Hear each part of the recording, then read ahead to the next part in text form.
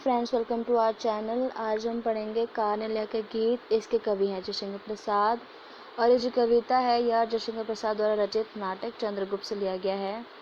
और इस कविता में जो कार्नेलिया है वह सिकंदर के सेनापति सेल्यूकस की बेटी होती है और वह सिंधु नदी के किनारे ग्रीक शिविर के पास एक पेड़ के नीचे बैठकर यह गीत गाती है। और इस गीत के द्वारा वह भारत के बारे में बताते हैं, यहाँ के प्राकृतिक सौंदर्य, यहाँ की सुंदरता, यहाँ की संस्कृति और यहाँ के लोगों के बारे में अपने विचार प्रकट करती है। तो चलिए कविता स्टार्ट करते हैं। अरुण मधु में यह देश हमारा, जहाँ पहुँच अनजान क्षितिज को मिलता एक सहारा। अरुण का मतलब होता है लाल, लाल रंग का। मधु में मतलब मीठा, मीठा से भरा हुआ। यहाँ पे कार्नेलिया कहती है कि हमारा देश भारत लालिमा से युक्त और मिठास से परिपूर्ण है, अर्थात जहाँ प्रातःकालीन जब मॉर्निंग में सूर्य उदित होता है, जब सूर्य उगता है तो सूर्य की किरणें पृथ्वी पर जब पड़ती हैं तो ऐसा लगता है कि चारों ओर लालिमा से बिखेर दी गई हो और यह लोगों में एक उत्साह और एक खुशी भर देता है। और यह एक ऐसा देश है जहाँ अनजान लोगों को अनजान क्षितिज को भी सहारा मिल जाता है, अर्थात भारत में अनजान लोगों को भी आश्रय मिल जाता है। यह एक विशाल हृदय वाला देश है, यहाँ के लोग बहुत ही विशाल हृदय वाले हैं। तो गाइस ये थी 2 लाइनें। तो आगे बढ़ते हैं। सरस तामरस गर्भ विभा पर नाच रही तुरुशिखा मनोहर, छिटका जीवन हरियाली पर मंगल कुमकुम सारा। तामरस का मतलब होता है कमल, लोटस का जो फूल होता है। विभा मतलब चमक, चमकदार। तरुशिका मतलब वृक्ष की जो चोटी होती है, पेड़ की जो टॉप का हिस्सा जो होता है उसे हम तरुशिका कहते हैं। तो यहाँ पे कार्नेलिया कहती है कि सूर्योदय के समय सरोवर में कमल के फूल खिलते हैं तो वह बहुत ही सुंदर, अति प्रिय दिखते हैं और उनके कोशों में से पराग और सुगंध भरी होती है। उनके कोशों में से बहुत ही अच्छी फ्रेग्रेंस, सुगंध आती है। और जब सूर्य उदित होता है तो सूर्य की किरणें वृक्ष की चोटी और शाखाओं पर पड़ती है, तब उनकी झलक कमल नाल पर नाचती हुई दिखाई देती है। अर्थात जब सूर्य की किरणें पेड़ों की चोटियों से और शाखाओं से पड़ते हुए जब कमल के नाल पर पड़ती तो ऐसा लगता है कि वो किरणें कमल के नाल पर नाच रही हों और वो दृश्य बहुत ही प्रिय दिखता है, बहुत ही सुंदर दिखता है। यह शोभा देखते ही बनती है।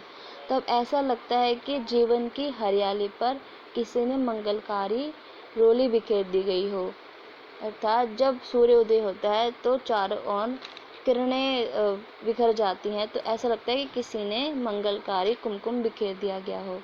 यहाँ पे मंगलकारी कुमकुम जो है किसी शुभ कार्य हेतु प्रयोग होता है, तो यहाँ पे भी इसका प्रयोग किया गया है।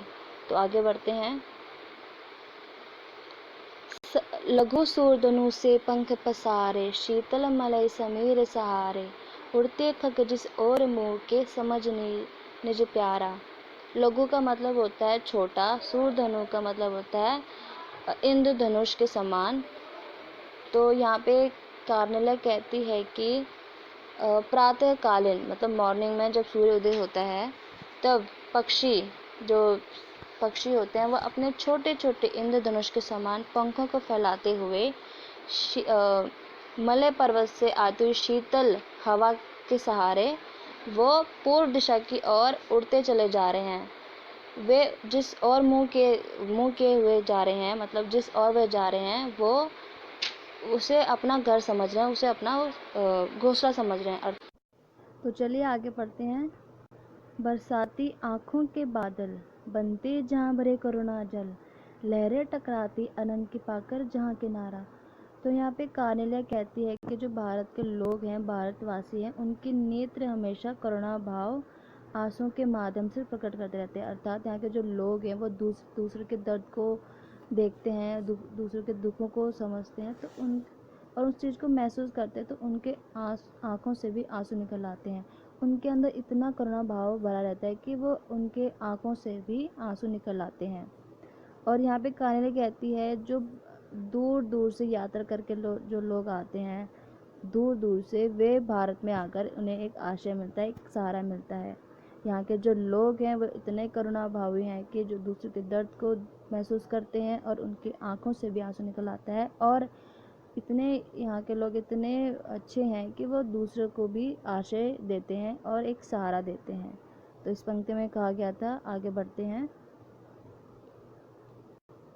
हेम कुंभले उषा सवेरे, भरती ढुलकाती सुख मेरे, बदिर ऊँघते रहते जब जग कर रजनी भर तारा।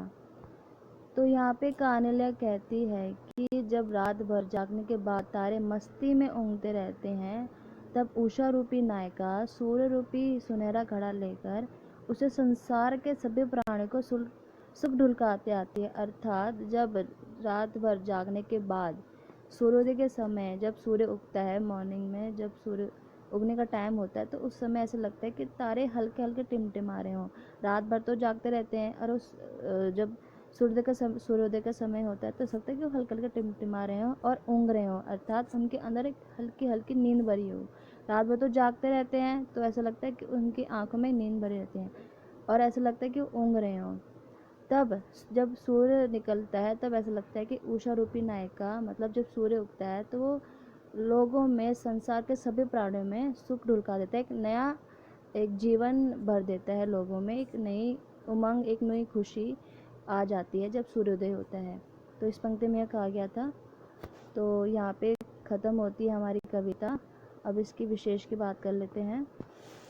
जैसे कि आप जानते हैं इस काव्यांश में भारत के प्राकृतिक सौंदर्य का मनोहारी चित्रण किया गया है और मानवीकरण के तरु शिखा का नाचना, तारों का ऊँघना, तो यहाँ पे मानवीकरण किया गया है।